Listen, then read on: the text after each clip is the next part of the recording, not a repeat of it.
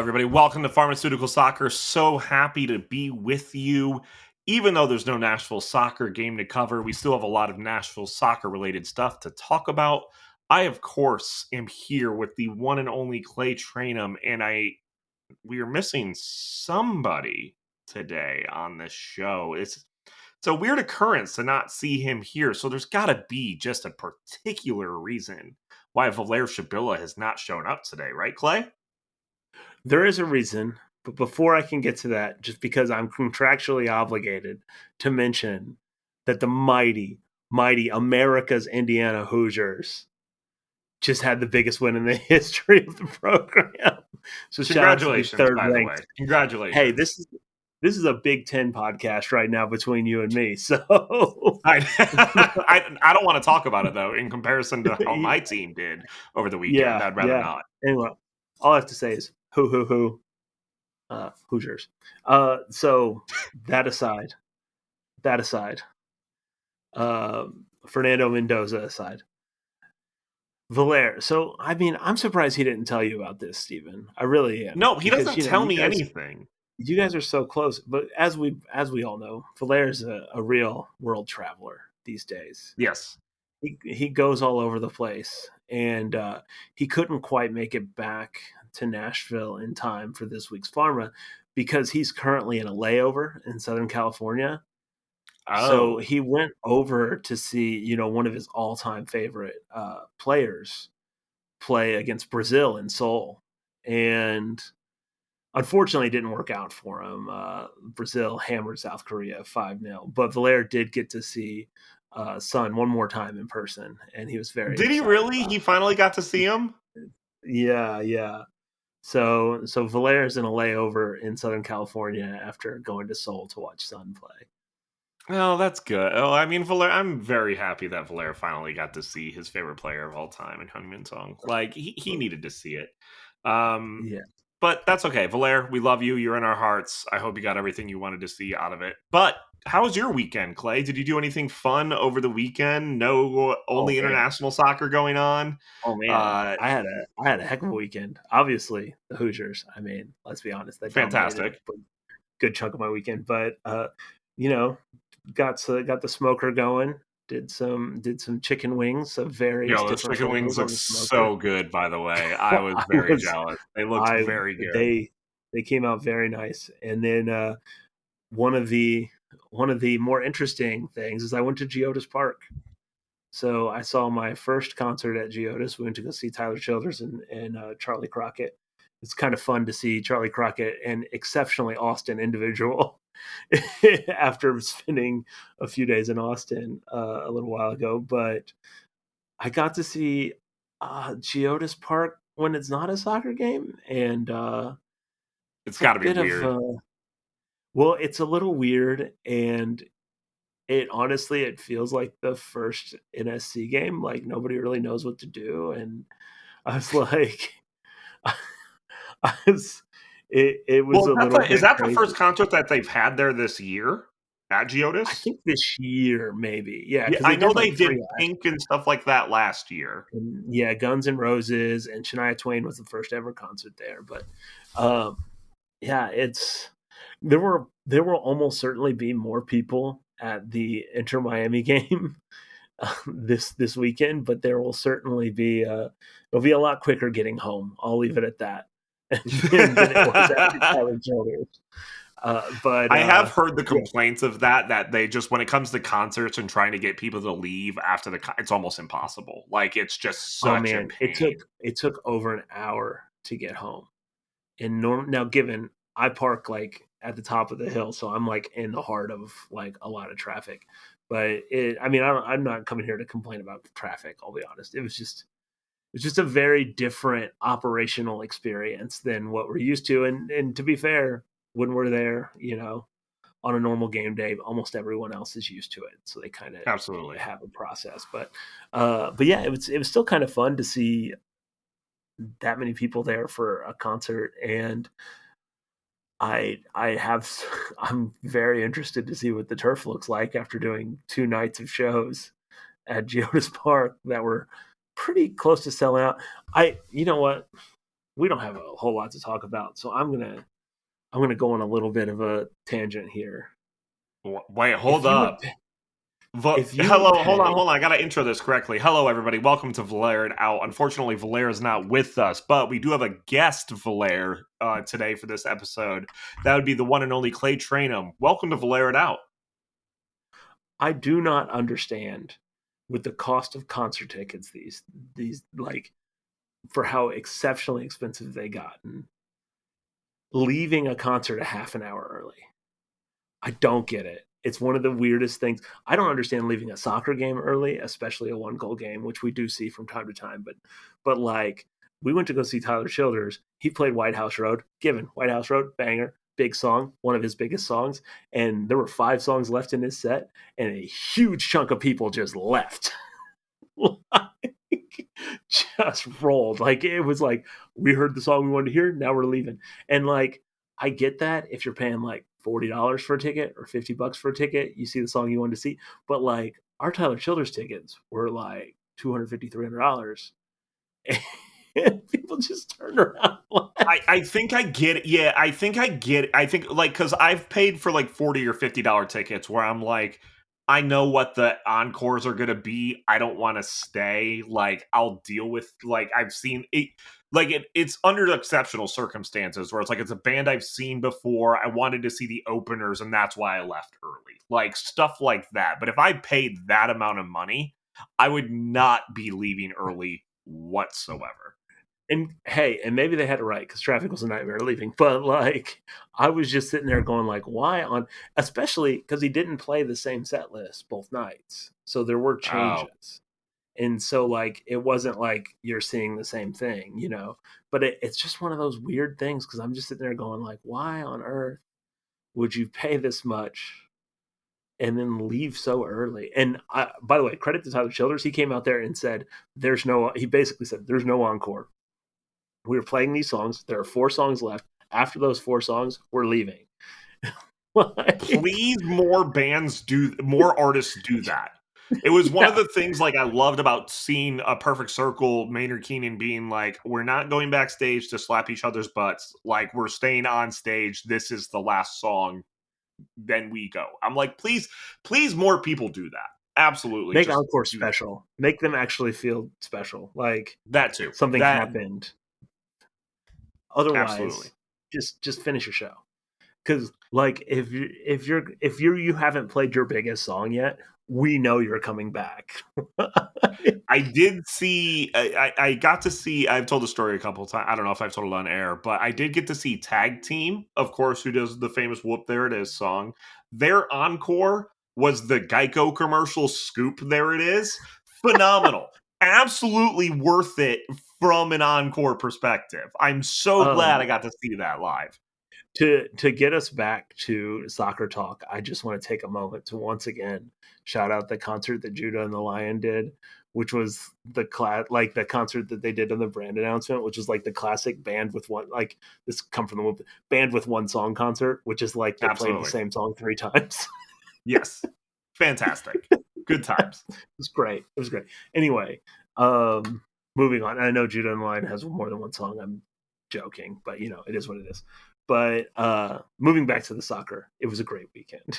My weekend was great. I did nothing over the weekend. I am finally getting to my point where like I need to talk to Valair about this when it comes to getting FIFA content out because I'm getting to that level of this new FIFA now where it's making me more angry than it needs to be in my life. So I'm getting to the point of quitting. So I need Valair to decide what content we're going to do for 615 soccer when it comes to FIFA. So I'll have to have that discussion with Flair at some point. I think you still need to bring back Steven FC, where Hey, everyone I is named Steven. still have the logo. I still have the logo ready Yeah, to go. yeah, everyone is named some version of Steven. That was a good one. Actually, I'll think about doing that one. Actually, okay. All right, that actually. Shout out to Esteban. See, this is why I need Clay for all of my stuff. Anyway, so Anyways, this is pharmaceutical soccer, your preeminent concert and Big Ten. And FIFA Ultimate Team. Look, we have no game last week to kind of talk about. We are in the final week of the season. Decision Day coming up this weekend. Of course, we play Miami at home. Coming up, it should be a lot of fun. Probably one of the biggest crowds, of course, that we've had at Geodis this entire season. Um, we've seen Miami play before, so I think probably for us it's not as exciting from just previous instances. But I think for fans that were not able to go to that late Leagues Cup match, this will be an extremely exciting time. I'm assuming you're going this weekend, right, Clay? I am.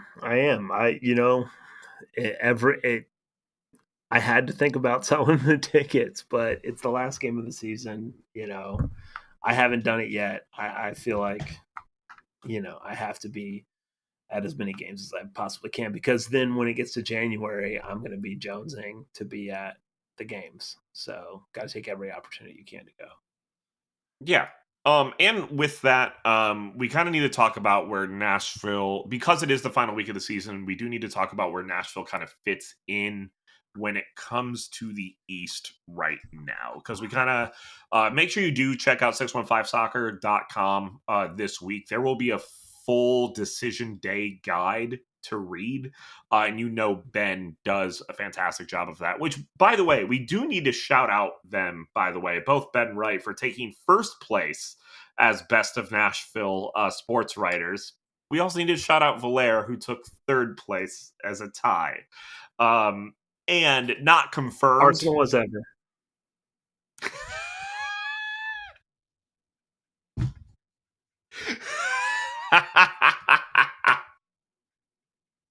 That is true. That is Arsenal's ever. And it is not confirmed, but also shout out Pharma Soccer for being in fourth place when it comes to best sports. Yeah. We cannot confirm that or not. They combined the podcast and radio show thing, and it's not shocking that all three top finishers were radio shows. But as far as we're concerned, we were the top finishing podcast, and That's nobody right. has the numbers to say that we weren't. So, hey, All right. as an Everton fan, I pray for finishing fourth place, and so Which, that's what I'm just going to assume we did. Unfortunately for Nashville Soccer Club, we cannot finish fourth place. That is something that we cannot do. We can, but only just. All right. lay out the scenarios here for me. I know there's mathematically no way that we can finish ninth, correct? Yes. So okay. let me lay it out fully for you here. So Nashville is currently in sixth place. They are on 54 points.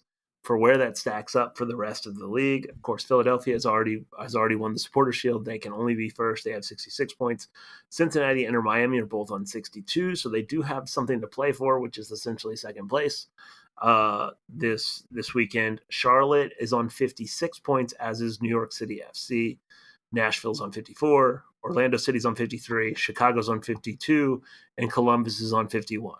Columbus's best possible finish is 54 points. Nashville owns the tiebreaker on Columbus, so therefore Nashville can't be in ninth. Now, Chicago and Orlando City are playing New England and Toronto, respectively. They can potentially jump Nashville. And so Nashville would need a draw to stave off Chicago, who's currently eighth. If Chicago were to win, and they would need a win to stave off Orlando City. And then Nashville can, in theory, catch Charlotte and New York City FC. The Charlotte is playing a dead rubber game at home against Philadelphia, who I would have to assume is not going to be playing everyone. And New York City FC is playing at home to the Seattle Sounders. So there's a potential to jump up there, but it would require Nashville getting a win against Inter Miami, a team that they have not the best luck against, depending on how you look at it, since they've added Messi. Now, I did say that Philadelphia has nothing to play for. That is not entirely true, because a win would put Philadelphia on 69 points. And I have to think that might be important to some people in the Philadelphia fan base.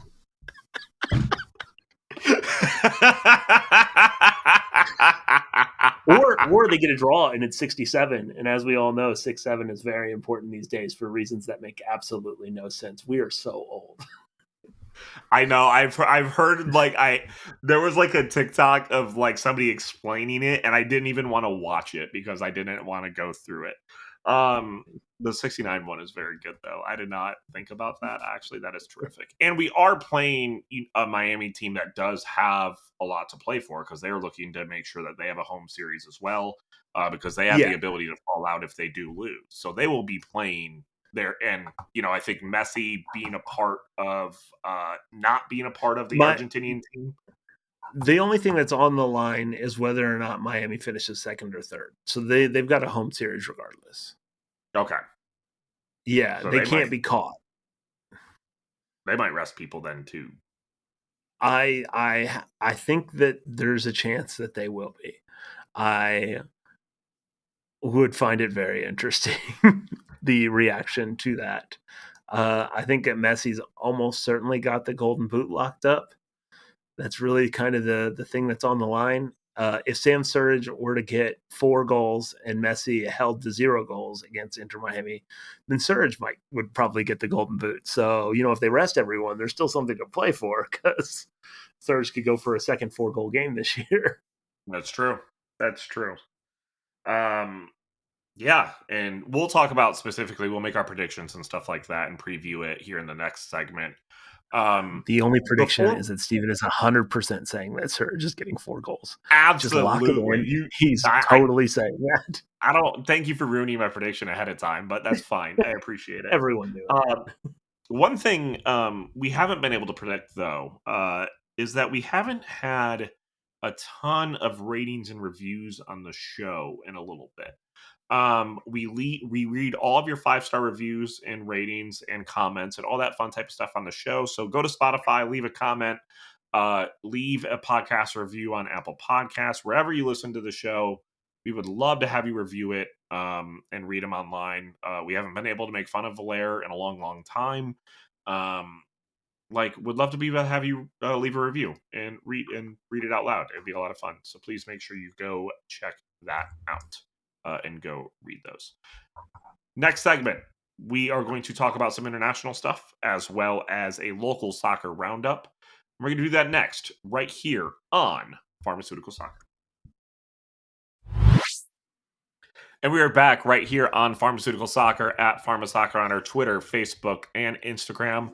Again, please make sure you do check out 615soccer.com. Spell it all the way out. With it being the end of the season, we are running a discount, I believe, if you're looking to be a Capo member. I believe it's a 25% discount. I really hope I am doing that right. I think I am, though. But please make sure, if you want to be a Capo member, go to 615soccer. Would love to have you be a part of what's going on, especially as we go through the playoffs. As well as pharmasoccer.com. There are some new merchandise items on pharmasoccer.com. I need to make sure I get a couple of these, by the way. I don't know why. I just wanted to say, Clay, I know you designed the Open Cup Haver shirt. I really appreciate your font choice for it. Absolutely phenomenal font choice on the shirt. But yeah, check out pharmasoccer.com. Get that merchandise. My shirt will show up, I think, either today or tomorrow, so I'll be wearing it at the next game. I talked about my weekend, and I forgot to mention one of the most important parts of the weekend, by the way.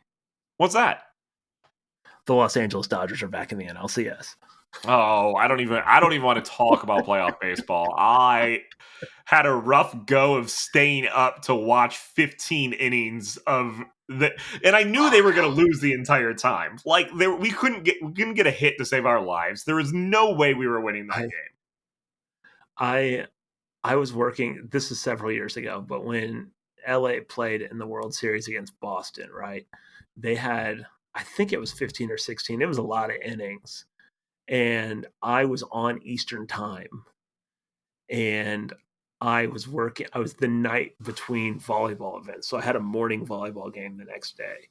And I stayed up And if LA would have lost that game, I would have been absolutely heartbroken. It ended up being the only game they won. They lost that series 3-1, but like at least that game they won, and I stayed up for it. I was losing my mind. I got to the point where I was Well, like turning it off when the other team was hitting because I was so like anxious. well, It and it was was bad. like because like it's not like we were playing like the Yankees or something that have been there, but it's like the Mariners also haven't been there in a very long time, just like the Tigers. So it's like, whatever. All right, we got to talk about soccer though. We gotta actually talk about soccer. I know there's not a lot to talk about, but we do actually have players that were involved in the international break. Yeah, We're there's not a lot really of good. there's a Do lot of do you non want to talk NSC about the soccer U.S. games. too, or no? I don't want to. Yeah, I mean, well, whatever. They I think it's well established that I hate friendlies both in club and international play, but you know, the US played some games as well. Yeah, they Played played well played too. Ecuador. They played Ecuador. Yeah. Probably looked one of the best that they've had so far in a few friendlies. Balogun looks really good. Hopefully, that can keep up going into the World Cup time. Um, it's weird because like I've had more conversations about the USMNT than like I've had in the past year, which you can tell that World Cup time is kind of coming. So a lot of conversations about it just doesn't seem like as important right now because there isn't any qualification to watch or do. Because I forgot how intense I would watch World Cup qualification time just to make sure. Uh, but Nashville SC did have a few players involved in the international break. Do you kind of want to do a rundown really quick of these, Clay? Yeah, we got a few different things we're going to run down. So first off, there are other teams playing in qualifiers. So first we'll start with Andy Nahar, who played a full 90 minutes against Costa Rica, scoreless draw. They actually play Haiti tonight. And then elsewhere, Jacob Schaffelberg and Patrick Yazbek played against each other. That was a 1-0 win for Australia against Canada. Australia will play the U.S. tomorrow, and Canada plays Colombia tomorrow. Actually, a really interesting game for Canada. That's a pretty good opponent to face when you're trying to figure out how you're going to be at the World Cup. And then Xavier Valdez went full 90 in goal for the Dominican Republic against Uruguay. It's a 1-0 loss to Uruguay. That seems pretty impressive to me on the surface for the DR. So shout out to him. And then there were a couple of Nashville players that are in the youth teams. We made a big deal about how important playing these youth games is for Nashville players if they want to have a long-term future in the national team and also moving around the country, because these youth tournaments are where a lot of players get ID'd and move to Europe and so on and so forth. So like Matt Corcoran did start in the U20 World Cup quarterfinal yesterday. The U.S. lost 3-1, but it was a good run for the U.S. at the U20s. They did beat France and Italy, which seems notable. And then Applewhite has been training with the U19s. So a lot of players involved in international duty while Nashville's been on a break from MLS play. And tonight for that Honduras Haiti match, there will actually be two Nashville SC players involved in that match. Do you know that other one, Clay? I would assume Acosta. That would be Wubens Pacius, who actually is on the Haiti Oh, national team. Yes, absolutely. He made the I Haiti was thinking national I team. missed a call up or something. No, Wubens Pacius is actually on the Haiti. He did not get into the mat. He's on the bench. He did not get into the last match. Which, by the way, Haiti is currently leading that group into the which is kind of crazy. Like with Costa Rica and Yeah, Honduras there. I can't believe I forgot about him. I was just kind of going off the top of my head. See, that's what happens when you go off your top of your head, Steven. Well, okay. Well, don't do that to me. Anyways, yeah. So that's fun. Also, something that we do have to bring up as well. Not well, kind of national soccer related. Huntsville making the first playoffs, MLS Next Pro playoffs ever. For the team, they did not make it last year, I believe. Correct. This will be the first year. I believe so. Yes. Yes. Our Huntsville experts are at 615soccer.com.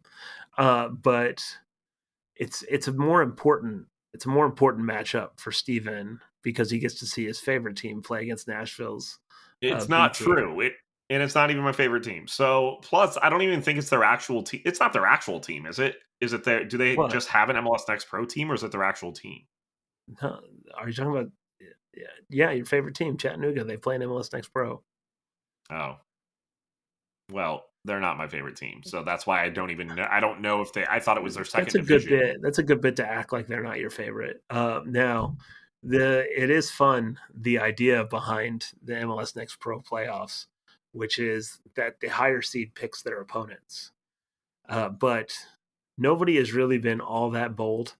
So in the Eastern Conference quarterfinals, they are matched up exactly like they would be in a 1 through 8. So one plays 8, two plays 7, three plays 6, four plays 5, which is Chattanooga playing Huntsville, to be clear. And then in the Western, there was a one bold choice, which is one plays 8, two plays 6, three plays 7, and four plays 5. I just want to see someone go out there and be like, we're playing 2. Yeah, that would be so much more fun. And like, does that like get them out of like? Is it like a home and home for MLS Next playoffs? No, I think it's just a one off. Like, can you Yeah. imagine just making the number 2 team play away, like, as the strategy, even though they're number like, that's kind of a good strategy, like, if they're better at home situation. I don't know. Yeah, That'd it's be just a fun. very it's the idea is more fun than the execution because I want to see someone call their shot against a higher seeded team, like to be like, all right, we're the 1 seed, we're going to take the 2 or 3 on instead of 7 or 8, Like, just because imagine, it's such a dominance play, imagine being in MLS and you're Philadelphia. Do you think you're picking Nashville Soccer at all in Absolutely. any way, shape, or I form if do they were to think I do think it would be interesting if Nashville were the 8 seed, like if Philly did pick your own opponent, because if they probably wouldn't pick Nashville in a there's no best of way they 3. could. And but like for Nashville, that's such a we're in your head type of thing for every time you Oh, play Philly from there on. So like the dynamics of the pick your own opponent is very interesting to me. I just don't think anybody has toyed with it that much yet. Before we wrap up the show and get into Miami, though, we do need to have a local soccer roundup. Of course, Clay Trainham is going to take us through that local soccer roundup. Apparently, this one's a little bit more extensive because there's a lot to talk about. There is a lot going on. I got a big list. So, as you know, we are more than a Nashville Soccer Club show. We are almost exclusively a Nashville Soccer Club show, but we like to promote the other teams that play in the area. We've had coaches of some of these college teams on our show. We've gone to Nashville's, amateur women's soccer teams. Like, we like to promote everyone. So in that spirit, I think that we take a moment and we talk about everything that's going on around the region. First off, we got to start with a little tournament called the U.S. Open Cup. Have you heard of it? It seems pretty important this year in Nashville. And Tennessee United has won 2-0 over a team from Mississippi in the qualifying round, the second qualifying round of the U.S. Open Cup. So they are trying to be another local team that plays in the Open Cup next year, potentially setting up a case for Nashville to play Tennessee United, which would be very fun. We've seen we've seen one local U.S. Open Cup game where it was Nashville SC versus Inter Nashville. There have been a couple others in the lower ranks, but be very fun. It's always fun. The U.S. Open Cup, as you know, very important, most important trophy as far as I'm concerned, uh, in the year of our Lord 2025. Maybe not in 2026. So Shout out goalkeeper in front of the show, Hayden Kaufman, who is also the goalkeeper for Nashville Soccer, Nashville Football Club back in NPSL. Yes, very important stuff. Even the Open Cup qualification is a lot of fun. yeah, shout out Stephen Lunny too. If we're just going to shout out NFC Are we players, just going and you know where to get? Stephen Lunny used to coach? That was Lipscomb. And so we're going to talk about the Lipscomb men's team. We're not going to talk a lot. They're having a pretty rough season. They lost 3-0 last week to University of North Carolina, which played in Nashville, which is a pretty fun get for them. And then they also fell to University of Central Arkansas. They will play at Queens University this weekend. On the other hand, the Belmont men's team is doing very well this year, 6-1-5, just suffered their first loss of the year against Illinois Chicago. They drew with University of Louisville last week, and they will play at Northern Illinois later this week. And then out on the men's side, but outside of Division One, I just want to mention them. Shout out to number 14th ranked Cumberland in the NAIA. They played a scoreless draw with Bethel, a ranked team that's also here in Tennessee. They have 2 games coming up in the next week at Freed Hardeman and Georgetown a week from today. Both of them are away. Not a lot of men's soccer on the college ranks in this area, but there is a whole lot of women's soccer. And you have to start with Vandy. Vanderbilt is number 21 in the country. These rankings are a little bit dated, so they will be changing in the next week or so. Vandy is 10-3-1. They had a 2-win week last week. They are playing at Mississippi State. And then the big one this weekend is against the University of Tennessee here in Nashville. Lipscomb women also doing well, 10 wins on the year, 10-3-2. Had a draw and a win last week. They will play at Austin P later this week. Belmont women not having a great season. They'll play at Indiana State this year. And MTSU 8-4-3 on the year, coming off a win over FIU. They've got a couple home games this week. If you can make it down to Murfreesboro, they're playing against New Mexico State University and UTEP. And then, of course, Cumberland. They're number 12 on the women's side. They are also playing Freed Hardeman and Georgetown in the next week as well. And here's where we get really in the weeds. Motlow State. Don't mention junior college soccer a whole lot on here, but the Bucks, I might be getting their team name wrong, but Motlow State is currently the number 8 team in Division I women's soccer in the junior college rankings. They're 8-2-2 on the year. So shout out to Motlow, and shout out to everyone who's playing local college soccer. I know that you guys don't get the love. We started the show talking about college football. It is what it is. But my wife is, of course, a former college soccer player. I covered college soccer for over a decade. I do love it. So shout out to college soccer. Love it. Thank you for that roundup, Clay. Appreciate it. Of course, we still have, even though Nashville we've kind of went over that in the first segment, there are other playoff matches and implications that we do need to talk about when it comes to just Major League Soccer in the first place. The Eastern teams are kind of already set up. It's just depending on position. Red Bulls are out. They're the closest team. It just depends on position. For the Eastern Conference, for the Western Conference, there is still one team that can make it in the Western Conference. That would be Colorado. But a lot of those teams are set as well. No, I guess Colorado could also catch Dallas as well for that play-in spot. Huh. West is a little bit interesting coming into this decision day, huh? Yeah, and in theory, could San Jose not catch them as well? San Jose can get in as well, yes, with a win, and So they would need help, but they could get in with a win. The West is so bad. It's not great, San and Jose is on 38 points and not eliminated from the playoffs, and 38 points would be, well, I guess it would be in around the same place in the East, but it would be 13 points off the pace of the playoffs. The West is terrible this year, man. What's not terrible, though, is the Eastern Conference, and Nashville does play Miami for our last game of the season on decision day. I don't know if there's a ton to preview with Miami when it comes to the match itself. We know what to expect from this Miami team. It's the Messi show in a lot of ways. Both Jordi Alba and Sergio Busquets announcing their retirement. You have to assume that Miami is kind of all in for the rest of the season, wanting to get away with a trophy, in some instances, as they currently don't have one for this year yet.